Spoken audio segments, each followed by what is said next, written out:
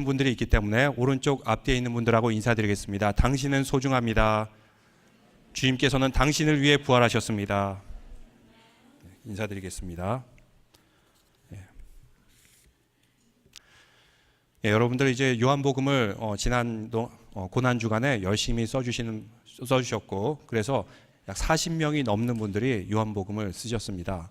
처음보다 여러분 점점 수들이 늘어나는 거 보니까 참 뜻깊은 일인 것 같습니다. 제가 오늘 장로님의 장례식에 갔을 때 아주 인상적인 것은 자신의 어머니의 영정사진 앞에다 두꺼운 성경책을 뒀어요. 근데 그 성경책은 그냥 성경책이 아니라 아무것도 없는 그 빈 종이로 된 건데 필사할 수 있는 그런 아주 스페셜한 그런 성경책이었던 것 같습니다. 그 어머니는 일생 동안 성경을 그 성경책 같이 생긴 그 공책에다가 열심히 필사하면서 자녀들에게 가보로 물려주셨는데, 그것이 참 그 가정에 참 은혜와 복이 되었구나 하는 것을 느낄 수 있었습니다. 여러분도 이 성경을 씀이 그냥 나만이 쓰는 것이 아니라 우리 가정을 위해서, 우리 공동체를 위해서, 우리 자녀들을 위해서 아주 복된 성경 필사가 될 줄로 믿습니다. 여러분들이 성경을 요한복음 열심히 써주셨기 때문에 오늘은 요한복음 21장 마지막 장을 가지고 또 부활 후 예수님에 대한 말씀을 드리고자 합니다. 지난 한 주간은 마틴 루터 킹 목사의 순교의 50주년이 되었습니다. 1968년 4월 4일 마틴 루터 킹 목사는 멤피스에서 암살당하게 되었습니다. 당시에 유명한 뉴스 앵커였던 월터 크론카이트, 그는 이렇게 말했습니다. 아포스틀, 비폭력 시민운동을 전개했던, 벌였던 사도와 같은 마틴 루터 킹 목사가 암살당했습니다 라면서 그 비참한 소식을 전했습니다. 또 지난 한 주간에 그 자녀들이 아버지에 대해서 어떻게 기억을 하고 있는가, 이렇게 취재하는 내용도 보게 되었습니다. 당시 그 아이들이 아주 어린 아이들 5살에서부터 16살까지 4명의 자녀가 있었습니다. 그 아버지의 살해 소식을 TV 뉴스로 보게 되었습니다. 50년이 지났습니다. 이제 그들은 60이 넘은 나이 많은 사람이 되었지만 여전히 이맘때가 되면은 그때 TV에서 봤던 아버지의 암살 소식, 여전히 PTSD, 포스트 트라우마 증후군으로 남아가지고 그때의 공포, 그때의 기억이 아직도 선명하다고 합니다. 어머니는 그때 아이들에게 이렇게 얘기했다고 합니다. 얘들아, 아버지는 지금 하나님과 함께 살고 싶어서 하나님께로 갔단다. 이렇게 어머니는 소식을 전했다고 합니다. 당시 아이들이 참 두려움과 슬픔 가운데 그 소식을 전해드렸는데, 가장 큰 딸이었던 그 딸이 16살이었습니다. 그 딸에게 물었습니다. 그때의 기억이 어떻게 기억되고 있습니까? 라고 물었더니 아주 감수성이 예민한 그런 아이가 이렇게 대답합니다. 하나님께 원망을 했다고 합니다. Angry at God. 왜냐? 왜 아버지를 데려가셨습니까? 또 누구에게 원망했을까요? 아버지에 대해서도 원망했다고 합니다. 가정을 좀 지키지 왜 우리를 떠나가셨습니까? 그리고 이 모든 사건에 책임이 있는 백인에 대한 원망이 있었다고 합니다. 어머니에 대해 원망했고 자기 자신에 원망해야 됐고, 이렇게 분노와 원한과 트라우마에 쌓여서 살아갔다고 하는 그런 참 솔직한 고백을 들었습니다. 그런데 마틴 루터 킹 목사가 당시에 암살당했을 때 당시는 아무 일도 일어나지 않는 것 같았어요. 근데 미국 사회가 점점 변하기 시작했습니다. 그때부터 흑인들에 대해서 인권을 존중해 주기 시작하고 소수민족을 존중해주는 어퍼머티브 로, 이런 법이 생겨나서 처음으로 아이비리그의 흑인 학생들을 받아들이게 되고, 그리고 직장이나 사회 진출에 흑인들에 대한 티오를 주어서 도움을 주게 되고, 그래서 흑인들의 삶의 질이 굉장히 많이 나아졌다고 합니다. 근데 이것이 왜 중요하냐면 소수민족으로 살아가는 우리에게도 영향을 미친 법이고 미국의 시민운동이기 때문입니다. 그때 마틴 루터 킹 목사와 같이 평화적으로 인권운동을 전개하지 않고 보복하면서 서로 테러하면서 죽이면서 인권운동을 전개했다면 미국이 어떻게 됐을까요? 아마 인종 간에 이쪽이 폭파가 일어나면 저쪽에도 폭파 테러가 일어나고, 이쪽이 총으로 죽이면 저쪽이 총으로 죽이고, 그러면서 우리 소수민족은 또 여기에 피해를 받았을 것입니다. 그러면 또 서로 보복하면서 아마 지금의 중동과 같이 시아파 순위파 싸우듯이 계속해서 보복과 테러가 일어났다면 이 땅은 굉장히 살기 어려운 나라가 되었을 것입니다. 근데 마틴 루터 킹 목사의 그 평화의 리더십을 따랐던 사람들, 그리고 이것에 협조하셨던 여러 인종들, 그간의 화합으로 인해서 지금 미국의 인권이 신장이 되고, 그래서 미국이 복된 나라가 된 줄로 믿습니다. 그 제자들 마틴 루터 킹 목사가 순교당했을 때 그 마음은 예수님을 따르던 제자들의 마음과도 비슷했을 것으로 생각이 됩니다. 처음에 예수님의 제자들 예수님을 열심히 따라다녔습니다. 근데 자기들이 원하는 대로 예수님께서 움직여주지 않았어요. 그들이 원하는 예수님은 어떤 예수님이었을까요? 로마를 물리치고 예루살렘에서 왕이 되어서 그들의 나라를 다시 회복하는 것이 예수님에 대한 바람이었습니다. 그런데 예수님은 그렇게 그 신앙운동을 전개하지 않았습니다. 아마 그래서 가장 처음 여기에 대해서 불만을 했던 사람이 유다였던 것 같습니다. 이런 예수님이라면 나는 차라리 팔아넘기겠다. 유다가 제일 먼저 배반하게 됩니다. 예수님께서 무기력하게 고난을 받으며 십자가에 못 박혀 죽었을 때 제자들은 처음에 무서웠어요. 자기들도 죽을까 봐 도망갔습니다. 도망간 후에 그들의 마음이 어땠겠습니까?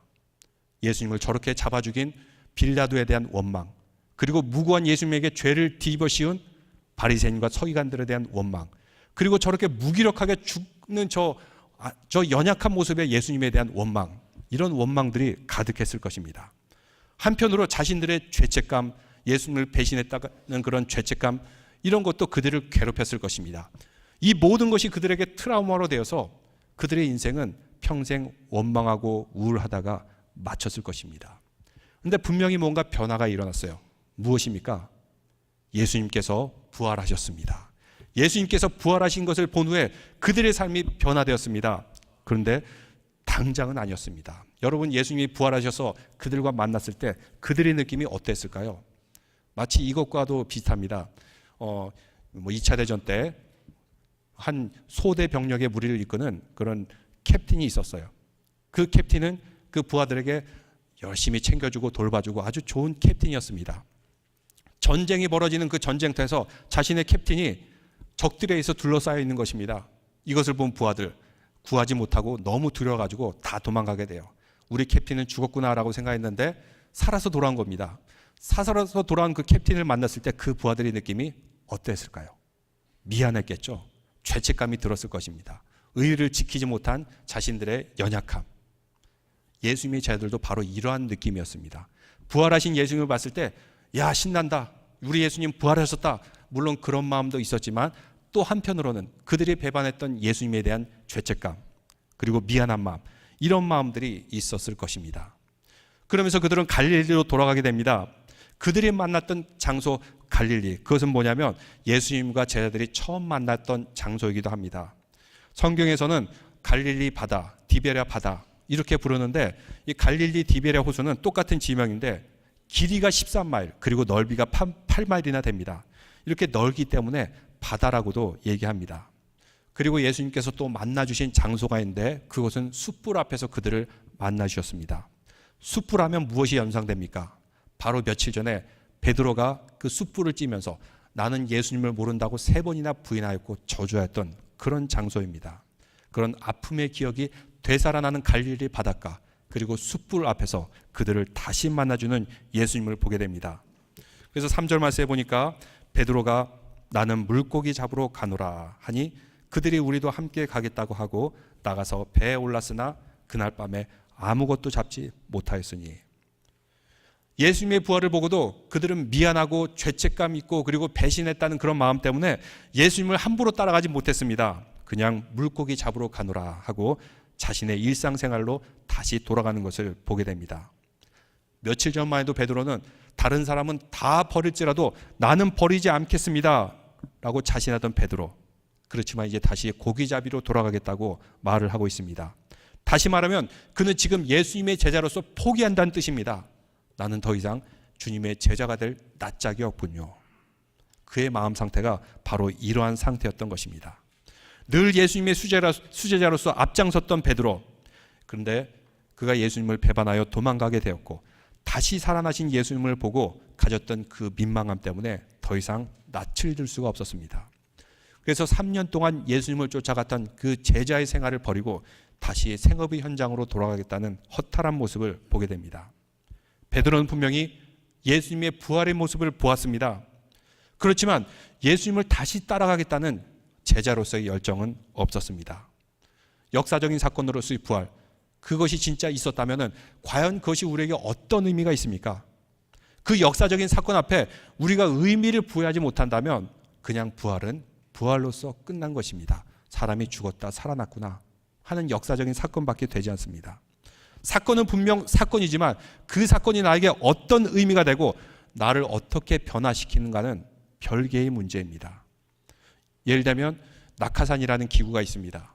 이 낙하산을 메고서 높은 비행기를 타고 가다가 높은 곳에서 뛰어내리게 되면 낙하산에 줄만 당기면 펴지면서 안전하게 땅으로 떨어질 수 있어요. 이것은 모두가 알고 있습니다. 근데 우리 모두에게 낙하산을 하나 준 다음에 비행기 타고 가는 후에 자, 낙하산 줬죠? 뛰어내려 보세요 하면 용기 있게 뛰어내릴 사람이 과연 몇이나 있을까요? 거의 없을 것입니다. 왜냐? 알긴 알아도 막상 뛰어내린 것은 별개의 문제이기 때문입니다. 이와 같이 예수님의 제자들은 부활을 분명히 보았습니다. 그러면 그들은 영생이 무엇인지 알았고 예수님이 하나님의 아들인지 알았고 그리고 그들이 앞으로 무엇을 해야 될지 분명히 알고 있었지만 이것을 막상 실천하기까지 나가는 믿음으로서는 아직 성장하지 못했다는 것입니다. 아직 헌신되지 못했어요. 부활의 증인이 된 것은 이것이 나에게 역사적인 사건으로 믿음으로 성령의 역사가 나타나야지 완성이 되는 것입니다. 그럴 때 부활은 의미가 있는 사건이 되는 것입니다.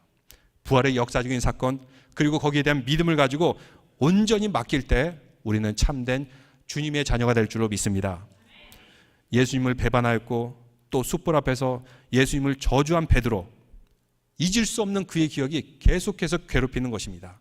차마 예수님께 나아갈 수가 없어. 나의 비겁했던 모습, 예수님을 버렸던 그런 모습. 예수님이 잡혔을 때 다른 제자들은 막 도망쳤어요. 근데 베드로는 어떻게 했죠? 슬금슬금 따라갔어요. 그게 더 문제였던 것입니다. 어중간한 위치에서 슬금슬금 따라가니까 예수님을 배신하고 나중에 저주하게 된 것입니다. 예수님이 이것을 미리 아셨습니다. 그래서 경고하셨어요. 시험에 들지 않도록 깨어있으라. 내가 3번 나를 부인하리라.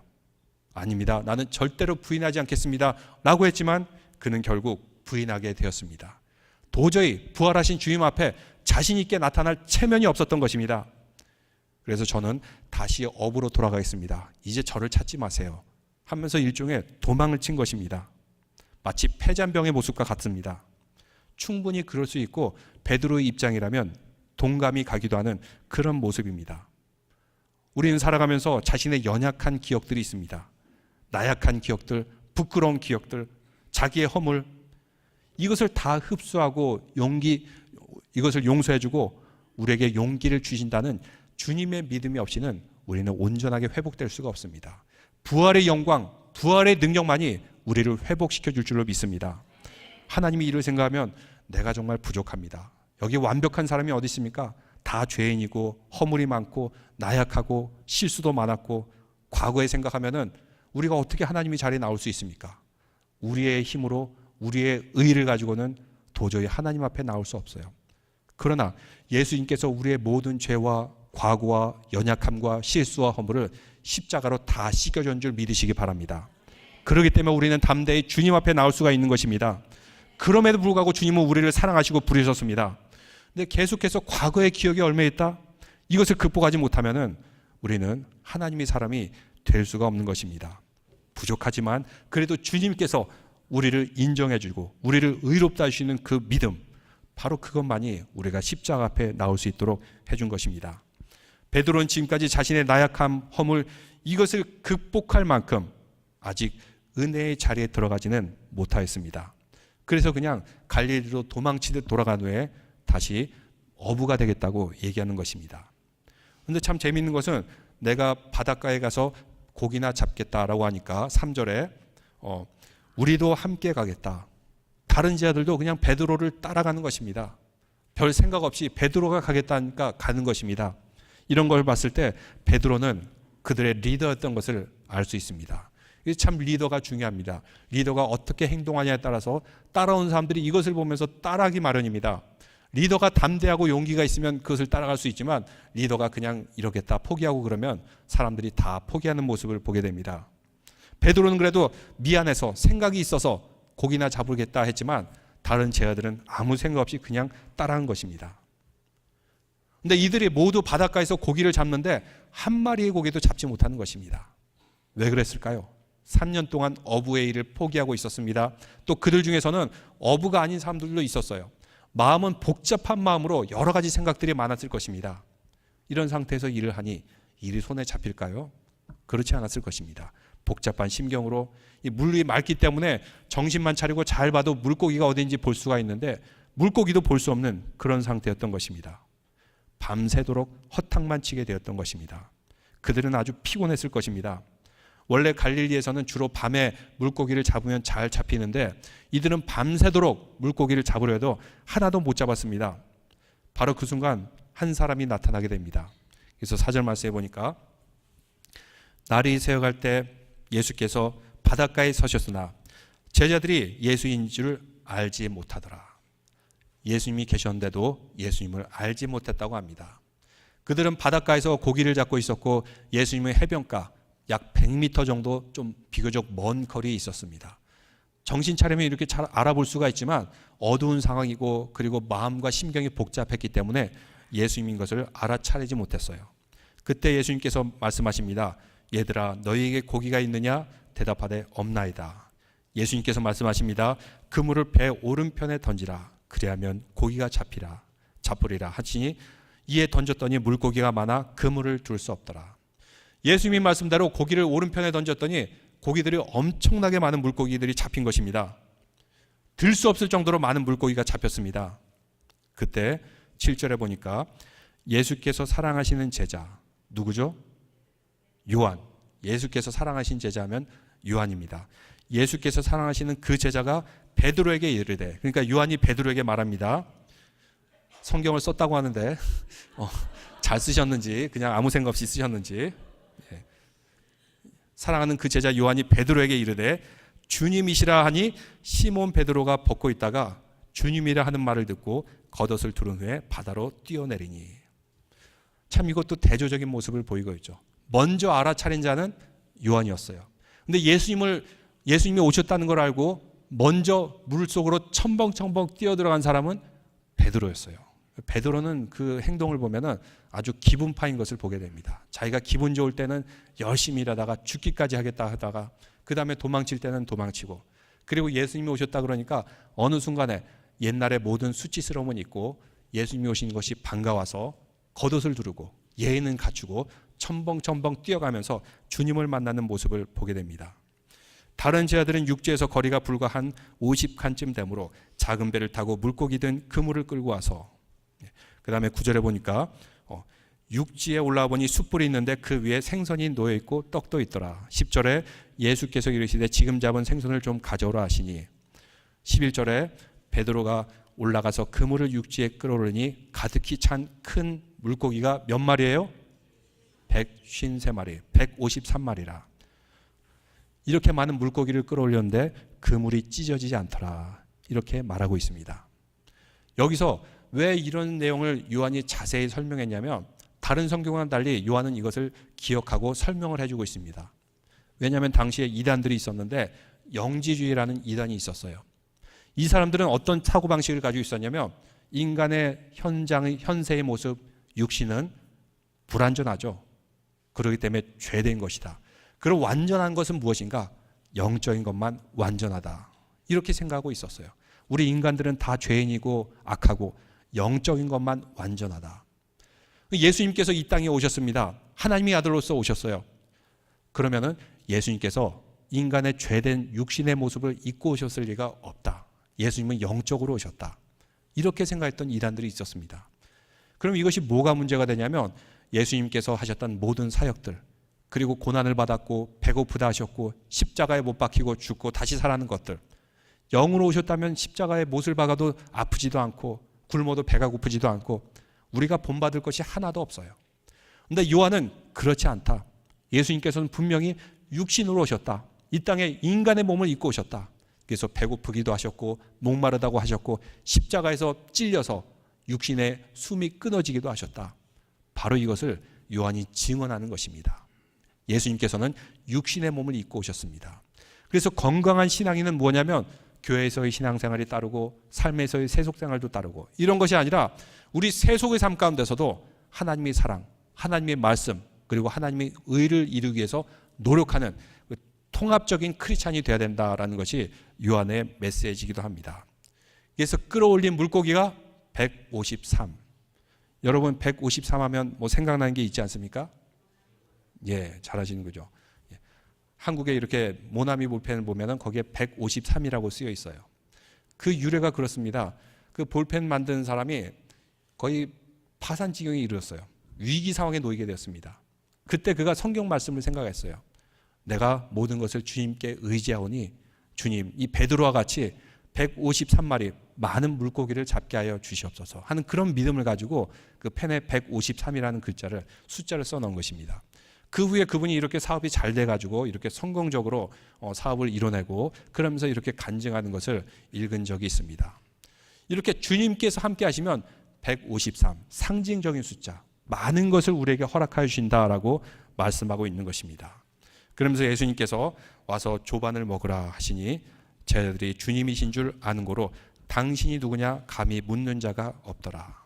또 13절에 보니까 예수께서 가져서 떡을 가져다가 그들에게 주시고 생선도 그와 같이 하시니라. 아무 말 없이 먼저 아침 식사를 하셨던 것입니다. 여기에는 예수님의 이유가 있습니다.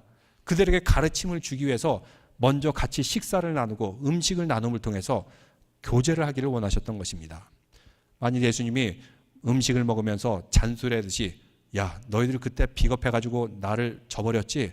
내 죄를 내가 알렸다 하면서 했다면 어떻게 됐을까요? 밥이 넘어가지 않았을 거예요. 체했을 것입니다. 그 자리가 불편했을 거예요. 근데 예수님은 아무 말씀 안 하시고 식사를 나누게 됩니다.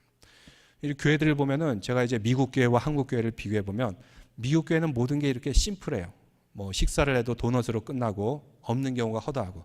근데 한국 교회들은 꼭 식사가 있어요. 이게 얼마나 많이 또 음식도 준비하는데 손길이 많이 갑니까? 그래가지고 참 여러 가지 일들도 생기고 하는데 미국 사람들처럼 우리도 그냥 식사 안 하고 간단히 도넛으로 끝내든지 안 먹고 커피 마셨으면 좋겠다. 담임 목사라서 그런 생각이 들 때가 있어요. 근데 아무래도 한국 교인들은 성경의 그 말씀과 원칙을 잘 지키는 것 같아요. 예수님께서도 이렇게 항상 식사하셨어요. 그리고 잔치 자리에 자주 가셨어요. 그러면서 음식을 나누면서 그들과 교제하면서 그들을 변화시키는 그런 모습을 볼 수가 있습니다. 이렇게 다 먹고 난 후에 그 다음에 말씀하십니다.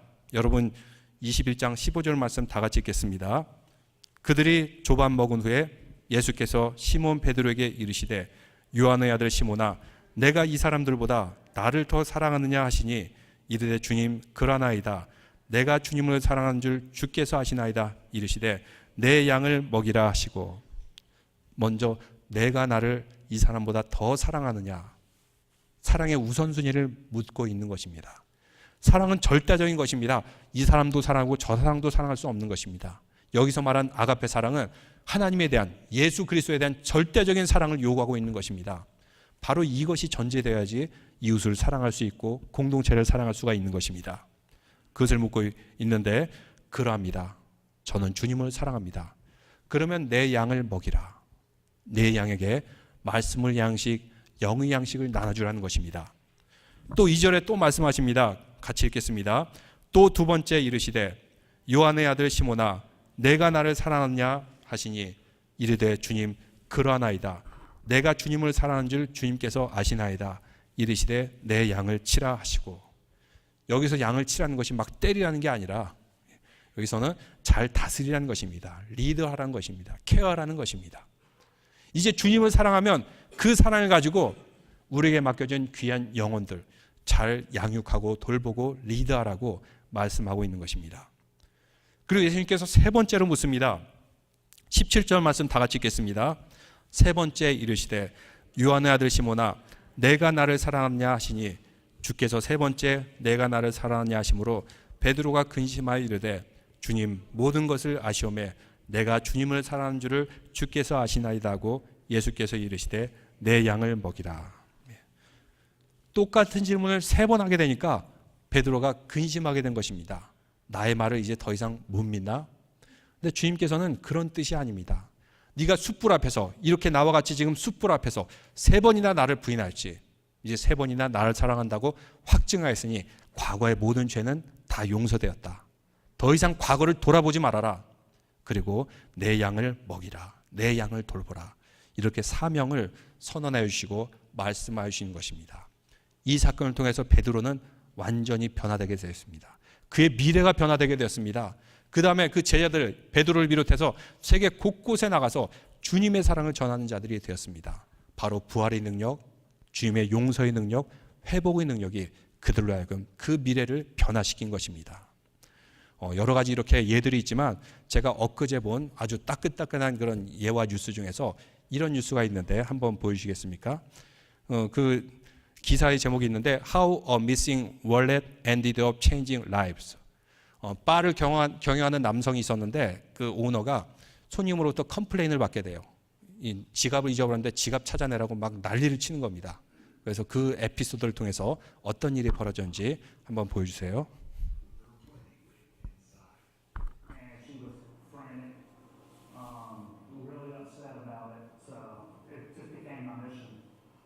His mission to find her ring began with a thorough screening of the security footage. He had to watch 3 hours before finally finding her wallet on a bench outside the bar. The one at the far left. With the shady character approaching. Eventually, Jimmy figured out who that was and got him to confess to taking the cash and dumping the wallet in this ocean channel. It was long gone. But you still won't let this go. After I invested all that time, I'm gonna find her. So I hired divers to come out the next day. You hired divers? 네, 다이버까지 고용해가지고 Scoured the 지갑을 sea 찾습니다. and eventually surfaced with a soggy wallet and an irreplaceable treasure. 네, 웨딩 링을 드디어 찾아냈어요. So far beyond what most of us would do for a stranger. And yet, even after solving the mystery, he still felt the need to do more. Not for the woman who lost the wallet, but for the thief who took it. 네, 그 지갑을 훔친 도둑이 있죠? 도둑을 잡았어요. 30 degrees outside. And he came in 2 days. I could tell he wasn't a criminal. He's just somebody who needed a little help. 17-year-old Rivers Prather is estranged from his mother. He's been trying to make it on his own, but was homeless the day he stumbled into Jimmy's life. 저 아이가 도둑이에요. Could have been luckier. Most other people would have just, gave the footage to police, and he chose to help me. He's made me part of his family. Literally part of his family. 저 도둑을 집에 데려왔어요. 저 아이를. In Jimmy's house with Jimmy's fiance and kids.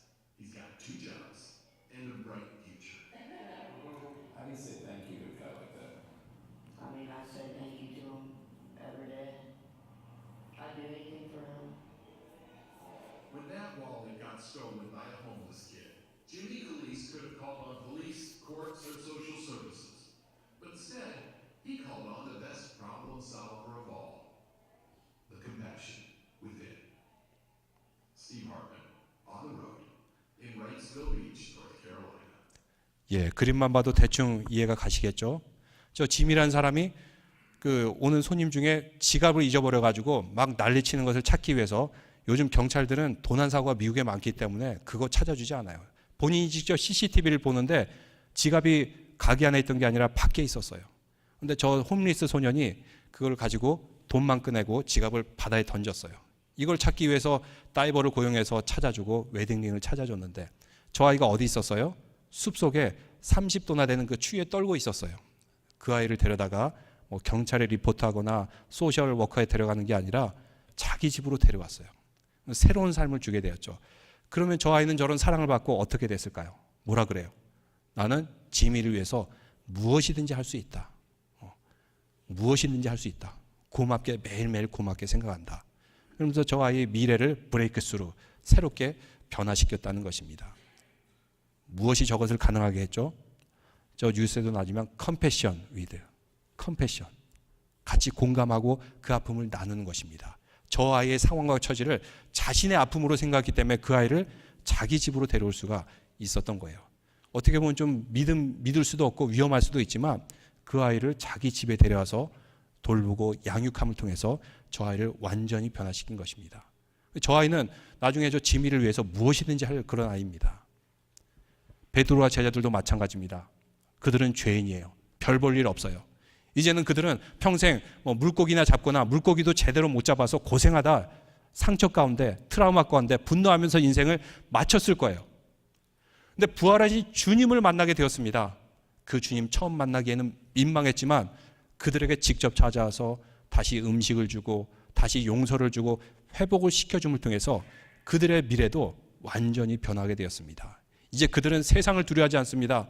오직 예수 그리스도만 위해서 예수 그리스도의 부활의 복음이 증인이 되어서 오늘날 그 증거가 이렇게 많은 교회들과 많은 크리스찬들과 또 예수님의 나라와 그 가치를 통해서 인권운동이 일어나고 비폭력 평화운동이 일어나고 하는 것을 통해서 지금도 계속되고 증명되고 있지 않습니까? 바로 예수 그리스도의 부활의 능력입니다. 부활의 능력이 우리를 변화시켰습니다. 부활의 능력이 세상을 변화시켰습니다. 우리도 과거의 모든 것들 다 벗어버리고 부활의 능력으로 미래를 새롭게 변화시켜 나가는 믿음의 성도들 되시길 주님의 이름으로 축원합니다. 다 함께 자리에서 일어나신 후에 찬양 드리겠습니다.